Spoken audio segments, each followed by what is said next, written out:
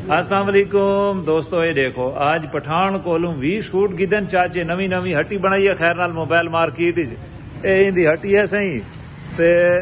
ये जनाब अली हट्टी बनाई है अपनी होलसेल का काम शुरू किया ते मोबाइल दी बैठे पठान को सूट किते पठान हौले हौले विला गए है ते इंदे कोल पुजे भी देखने कितने दा मोबाइल आई फिर कितने दा मोबाइल है चाचा तेरा?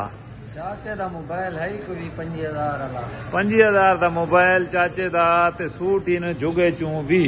हैं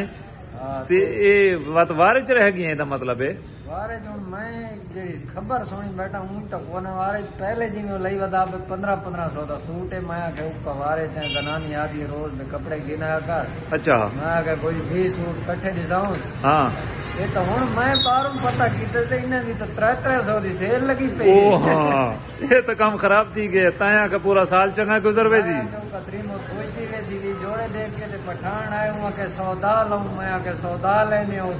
सौदा करेंदा ते मैं देना ते लगा ही है आज सरे की ठगा गया पठान दे तो एक वो पठान मीठा बड़ा यार कसम खान रे।